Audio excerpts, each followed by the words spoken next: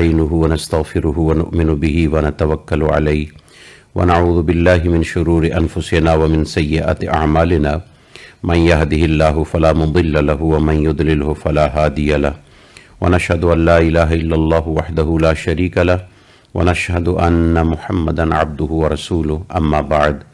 فأعوذ بالله السميع العليم من الشيطان الرجيم بسم الله الرحمن الرحيم قل إن صلاتي ونسكي ومحياي ومماتي لله رب العالمين صدق الله مولانا العظيم إن الله وملائكته يصلون على النبي يا أيها الذين آمنوا صلوا عليه وسلموا تسليما اللهم صل وسلم وبارك على سيدنا مولانا محمد النبي الأمي وعلى آله وأزواجه وصحبه أجمعين إلى يوم الدين۔ معزز خواتین و حضرات، جمعہ میں ہمارے ساتھ موجود جو بھی سننے والے حاضرین و ناظرین و مشاہدین، السلام علیکم ورحمۃ اللہ تعالی وبرکاتہ۔ اللہ تعالیٰ کا بڑا احسان ہے، بڑا کرم ہے کہ اس نے رمضان المبارک کے ہمیں تیسرے عشرہ میں لاسٹ سیگمنٹ میں ہمیں توفیق عطا فرمائی اور اپنی رحمت واسعہ کے ساتھ ہمیں وہ ایام بھی عطا فرمائے کہ جن ایام کے اندر اللہ سبحانہ و تعالیٰ نے جو اپنی خاص رحمت عتق من النار، جہنم سے آزادی کا اعلان کا سلسلہ رکھا ہے، اللہ تعالیٰ ہمارے ناموں کو بھی اور ہمارے وجود کو بھی ان آزاد شدہ جو جہنم سے ہیں، اللہ تعالیٰ نام ہمارا بھی انہی میں شمار فرمائے۔ بنیادی طور پر ہماری زندگی، ہماری عبادت، ہمارا ظاہر، ہمارا باطن، جو بھی ہمارے معاملات ہیں ان کا تعلق اللہ سے ہے۔ اسی لیے سیدنا ابراہیم علیہ السلام نے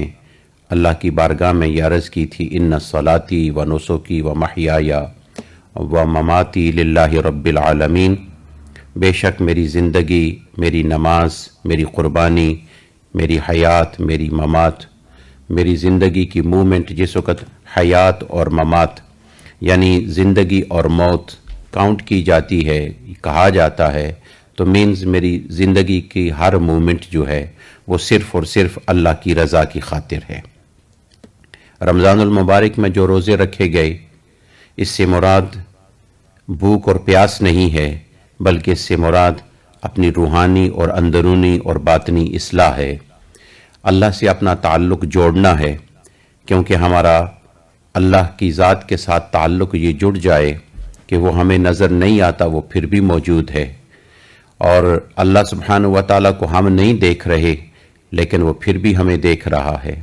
ہم اس کو سن نہیں رہے ظاہری طور پر لیکن وہ ہمیں پھر بھی سن رہا ہے۔ لہٰذا یہ کیفیت پیدا کرنا، اللہ سبحانہ و تعالیٰ نے اس کے لیے ہمارے لیے روزے رکھے،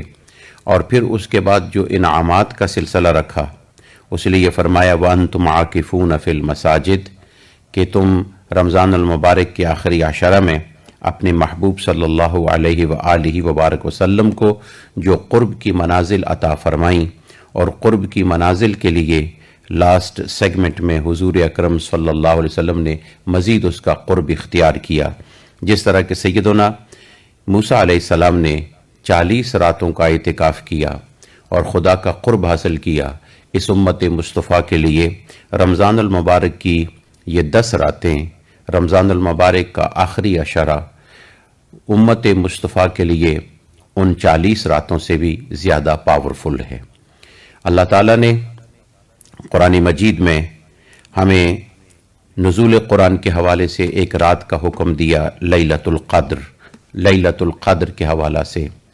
آج اس جمعہ کے پہلے خطبہ میں اعتکاف اور لیلۃ القدر کی اہمیت اور اس کا مقام اور فضیلت کیا ہے۔ حضور اکرم صلی اللہ علیہ وآلہ وبارک وسلم نے ارشاد فرمایا، من اعتکف یوما ابتغاء وجہ اللہ جعل اللہ بینہ و بین النار ثلاث خنادق۔ اللہ سبحانہ و تعالی جس شخص نے اعتکاف کیا اس کو ایک دن کے اعتکاف کے بدلے میں اللہ سبحانہ و تعالی تین خندقیں اللہ تعالیٰ اس کو جہنم کی آگ سے دور کرتا ہے. اور حضور نے فرمایا کل خندق ابعد مما بین الخافقین. حضور نے ارشاد فرمایا کہ ہر ایک خندق جو ہے خافقین، مقصد یہ ہے کہ مشرق اور مغرب، جہاں طلوع آفتاب اور غروب آفتاب ہوتا ہے تو مشرق اور مغرب کے درمیان جتنا فاصلہ ہے اس سے بھی زیادہ ایک خندق ہے. اور ایک روایت میں آتا ہے کہ زمین سے لے کر آسمان تک ایک خندق ہے یا اس سے بھی زیادہ اس کا وزن ہے. ایک دن کے اعتکاف کے لیے اللہ تعالیٰ اس کو جہنم سے اتنا دور فرماتا ہے. اور سیدنا امام زین العابدین رضی اللہ تعالی عنہ ارشاد فرماتے ہیں من اعتکف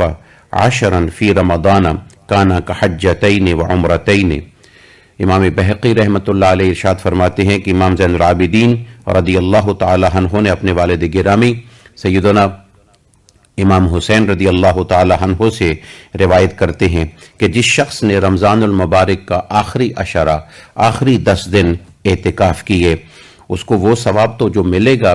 کہ جہنم سے دوری کا، لیکن اس کے ساتھ ساتھ یہ کہ حجتین و عمرتین، اسے 2 حج اور 2 عمروں کا بھی اللہ ثواب عطا فرماتا ہے. اسی طریقہ سے اب مقصد یہ ہے، حضور اکرم صلی اللہ علیہ وسلم کا ایک حدیث مبارک اور بھی ہے، من اعتکف ایمانا و احتسابا غفر له ما تقدم من ذنبه.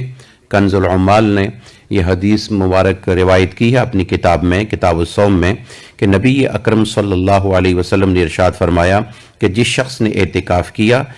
یعنی ایمان یعنی یقین رکھتے ہوئے، وہ احتساباً اور اپنے آپ کو شمار کرتے ہوئے، گنتے ہوئے، اپنے آپ کو شمار کرتے ہوئے اور گنتے ہوئے کہ بھائی میں کون ہوں، میں کس کی دربار میں آیا ہوں اور کس کے لیے میں آیا ہوں، میرے آنے کا مقصد کیا ہے، یہ احتساب اس نے کی، غفر له ما تقدم من ذنب، اس کے پہلے جتنے گناہ ہوتے ہیں. اب اس میں نہ چھوٹوں کی تمیز ہے نہ بڑوں کی تمیز ہے. اللہ سبحانہ و تعالی نے نہ چھوٹوں کا ذکر کیا، حضور نے نہ بڑوں کا ذکر کیا. اور اللہ ان اللہ علی کل شیء قدیر، اللہ ہر چیز پر قادر ہے. حضور نے فرمایا غفر له ما تقدم من ذنب، اللہ اس کے سارے پچھلے گناہ معاف فرما دیتا ہے. اس لیے اللہ تعالیٰ غفور الرحیم ہے، وہ چاہے تو چھوٹے معاف کرے، اسے کوئی پوچھنے والا نہیں، چاہے تو بڑے معاف کر دے، اسے کوئی پوچھنے والا نہیں، اور چاہے تو چھوٹے بڑے سارے معاف فرما دے، اسے کوئی پوچھنے والا نہیں ہے. اور اللہ کی رحمت سے نا امیدی بھی نہیں ہے. اب اصل میں اعتکاف میں ٹھہرنے کا مقصد کیا ہے؟ الاستغراق الاوقات فی العبادات. پہلی چیز کہ جو بھی معتکف ہیں، ہماری سسٹرز، ہمارے برادرز، ہمارے حضرات جو بعض مساجد میں یا پھر اپنے اپنے گھروں میں اس لاک ڈاؤن کی صورت میں، پہلی چیز الاستغراق الاوقات فی العبادات، کہ اپنے اوقات کو، اپنے ٹائمز کو سب سے زیادہ عبادت میں صرف کریں، زیادہ سے زیادہ اس ٹائم کو عبادت میں. وحبس النفس عن الشہوات، اور اپنے وجود کو، اپنی جو خواہشات جو نارمل لائف میں ہوتی ہیں اس سے تھوڑا سا بچا کے رکھیں، تاکہ جس طریقے سے اپنی اصلاح کی جاتی ہے، اور اپنی اصلاح کے لیے حبس الدم جو اپنی خواہشات ہوتی ہیں ان سے اپنے آپ کو بچایا جاتا ہے. اور تیسرا وکف اللسان عما لا ينبغی، کہ اپنی زبان کو، نارمل جو گفتگو ہم اپنی زندگی میں کرتے ہیں ان سے اپنے آپ کو ہم نے بچانا ہے. جو ہماری زندگی کا سلسلہ ہے کہ ہم زندگی میں جو بھی یعنی لا یعنی جو گفتگو ہوتی ہے، جس کو کوئی میننگ فل ہوتی ہے، کوئی اس میں میننگز نہیں ہوتے، کوئی کسی کے خلاف ہوتی ہے، کوئی اس طرح ہوتی ہے، حضور اکرم صلی اللہ علیہ وسلم نے ارشاد فرمایا کہ لا یعنی جس کا کوئی مقصد نہ ہو، حضور نے فرمایا کہ ایسی گفتگو سے اپنے آپ کو بچاؤ. اور یہ اعتکاف کے اندر خصوصی طور پر اپنی زبان کو کنٹرول کرنا ہے. اور اس طرح اب یہ حالات ہمارے سامنے موجود ہیں. ان حالات کی موجودگی میں اب ہم کیا کر سکتے ہیں؟ کیا گھروں میں اعتکاف ہو سکتا ہے؟ آج ہمارے کئی علماء کرام جو حالات سے واقف نہیں ہوتے، بس صرف ایک کتاب پڑھی ہوئی ہوتی ہے اور اسی کتاب کے حوالے سے وہ فتاوے اور اپنی جگہوں پہ وہ ایشو کر دیتے ہیں کہ جی اس کے لیے مسجد ہونا شرط ہے. یہ فلاں شرط ہے، فلاں شرط ہے۔ میں سمجھتا ہوں کہ حضور اکرم صلی اللہ علیہ وسلم کی حدیث مبارک ہے، جمہور علماء کرام نے مسجد شریف کو ہی مقام دیا ہے۔ اصل اعتکاف کی جگہ عورت ہو یا مرد ہو، ان کے لیے مسجد ہی ہے،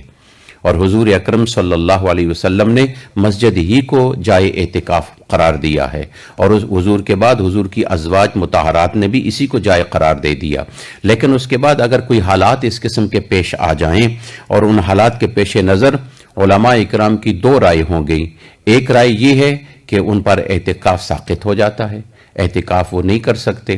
ٹھیک ہے، چھوڑ دیں، جو عبادات کا سلسلہ جو مجبوری میں ساقط ہے یہ حالات کی وجہ سے ہے۔ لیکن مالکی المذہب کہ جن کے تحت ہم ان یورپین ممالک میں اور اکثر جہاں مسلمان آباد ہیں ان ممالک میں ہم جو جمعات ادا کرتے ہیں، یہ فقہ حنفی کے مطابق ہم نہیں کر رہے۔ ہم فقہ حنفی کی جو شرائط ہیں وہ جدا ہیں، لیکن ہم جو یہاں جمعات ادا کر رہے ہیں یہ فقہ مالکی کے مطابق ادا کر رہے ہیں، اس لیے کہ ہمیں جب ضرورت پڑتی ہے تو کسی فقہ یعنی مالکی ہو، شافعی ہو، حنبلی ہو، کسی ایک فقہ دوسری فقہ کو سپورٹ کرتی ہے مسائل کے اندر۔ لہٰذا امام مالک رحمۃ اللہ علیہ کے فالوورز شیخ محمد بن عمر بن لبابہ المالکی رحمۃ اللہ علیہ ارشاد فرماتے ہیں، اگر حالات اس قسم کے آ جائیں کہ جن کی وجہ سے مساجد میں بیٹھنا مشکل ہو جائے، ان کی دو وجوہات ہیں، یا تو مساجد میں جگہ ہی کوئی نہیں رہی، مساجد میں اتنے حضرات آ گئے اعتکاف بیٹھنے کے لیے کہ جگہ کوئی نہیں رہی، یا پھر حالات کی وجہ سے مساجد میں بیٹھنا دشوار اور مشکل ہو گیا ہے، تو وہ فرماتے ہیں فَأَجَازَهُ فی کل مکان، جہاں بھی وہ موجود ہے، جہاں بیٹھنا چاہتا ہے، بس اسی کو اپنے ذہن میں مسجد تصور کرے، جس کو مسجد البیت کے نام پر کہا جاتا ہے۔ حالانکہ مسجد البیت کا مقصد گھر کی وہ مسجد نہیں ہوتی، صرف وہاں پر نماز کے لیے اس جگہ کو رکھ دیا جاتا ہے، ذہن میں مختص کر لے کہ یہ جگہ مسجد البیت ہے، اسی جگہ پہ میں نے نماز پڑھنی ہے اور اسی جگہ پہ میں نے ذکر و فکر کرنا ہے، لہٰذا وہ اپنے گھر کے اندر اعتکاف کر سکتا ہے۔ اور پھر اس کے ساتھ ساتھ اعتکاف کا اصل مقصد جو ہے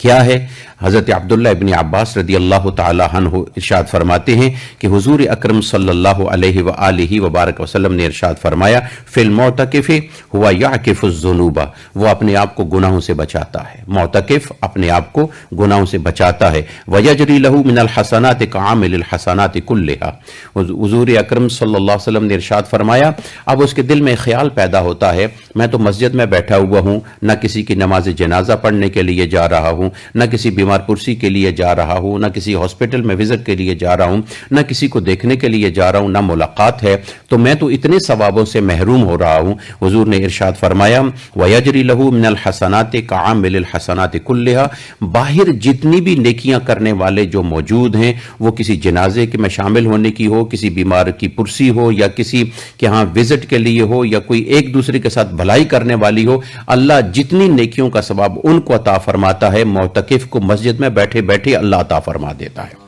لہٰذا معتکف حضرات اپنا بھی نیکیاں کما رہا ہے اور باہر والے جتنی نیکیاں کر رہے ہیں ان کا بھی ثواب اس کو اللہ تعالیٰ عطا فرما رہا ہے۔ اس لیے اور حضور اکرم صلی اللہ علیہ وسلم نے ایک مقصد جو ہے اعتکاف کا ارشاد فرمایا، اور وہ مقصد کیا ہے؟ آپ نے ارشاد فرمایا تحروا لیلۃ القدر فی العشر الاواخر من رمضان، حضور نے ارشاد فرمایا کہ ایک مقصد اپنے آپ کو بچانا، گناہوں سے بچانا، اور جو غیر ضروری باتیں ہیں ان سے اپنے آپ کو بچانا، اپنے آپ کو ذکر الہی میں رکھنا، اس کے علاوہ اصل جو مقصد ہے لیلۃ القدر کی تلاش ہے۔ لیلۃ القدر کو تلاش کرو، لیلۃ القدر کو تلاش کرو۔ اب لیلۃ القدر کے حوالے سے کیا ہے؟ لیلۃ القدر جو ہے یہ عظمت والی رات ہے، بہت عظمت والی رات ہے۔ اللہ تعالیٰ نے پوری سورہ اس کے بارے میں نازل فرما دی، انا انزلناہ فی لیلۃ القدر، یہ پوری سورت وما ادراک ما لیلۃ القدر، لیلۃ القدر خیر من الف شہر تنزل الملائکۃ والروح،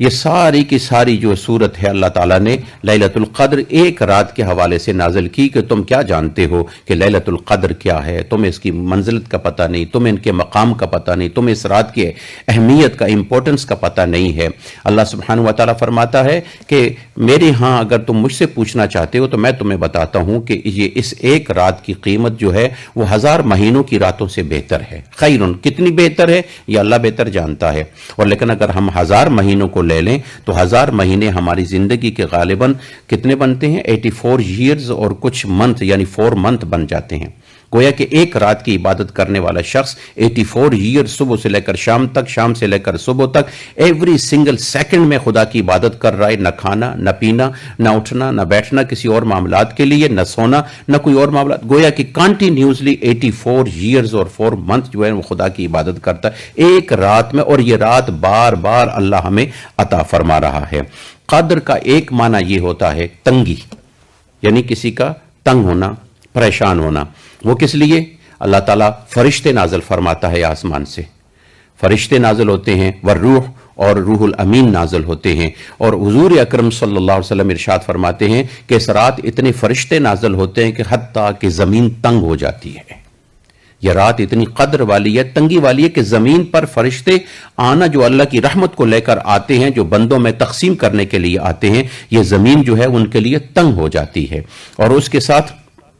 یہ اس کی ایک علامت بھی ہے۔ اب اس کو تحرر یعنی تلاش کرو تو اس کی علامت کیا ہے؟ اس علامت کے حوالے سے مسند امام احمد بن حنبل، امام مسلم اور ابو داؤد کی مختلف احادیث مبارکات میں جو نشانیاں بتائی گئیں ان میں سے خاص نشانی یہ ہے کہ اس رات کا موسم یعنی اس کا ویدر جو ہوگا معتدل ہوگا، یعنی گرمیاں اگر ہیں تو وہ رات گرم نہیں ہوگی، سردیاں ہیں تو وہ رات زیادہ ٹھنڈی نہیں ہوگی، یعنی کہ بالکل معتدل رات ہوگی۔ اور پھر اس کے بعد اس صبح کو جب طلوع آفتاب نکلے گا، جب سن رائز ہوگا، تو اس کے اندر اتنی زیادہ برائٹنس نہیں ہوگی۔ برائٹنس سے مراد یہ ہے کہ جو آنکھوں کو ایک دم چمکاتا ہے نا، وہ زیادہ نہیں ہوگی، سرخی ہوگی، لیکن کافی دیر تک وہ اس طرح رہے گا کہ جس طرح کہ اللہ کی رحمت ہوتی ہے، اور اللہ کی رحمت ہوتی کسی کو چبھتی نہیں ہے۔ نارمل حالت میں سورج نکلنے کے تھوڑی دیر کے بعد اس کی لائٹ اتنی تیز ہوتی ہے کہ بندہ اس کو دیکھ نہیں سکتا، تو حضور نے فرمایا کہ جس طرح تم چاند کو دیکھتے ہو کافی دیر تک تم سورج کو بھی ایسا دیکھ سکتے ہو، کیونکہ فرشتے اپنی رحمت کے پروں میں اس کو لیے ہوئے ہوتے ہیں۔ اور پھر اس کے بعد یہ سارا معاملہ رحمت کا کہاں تک ہوتا ہے؟ حتی مطلع الفجر، صبح تک یہ جاری اور ساری رہتا ہے۔ اب اس کے ساتھ ساتھ اللہ سبحانہ و تعالی نے یہ لفظ ہیہ، مفسرین فرماتے ہیں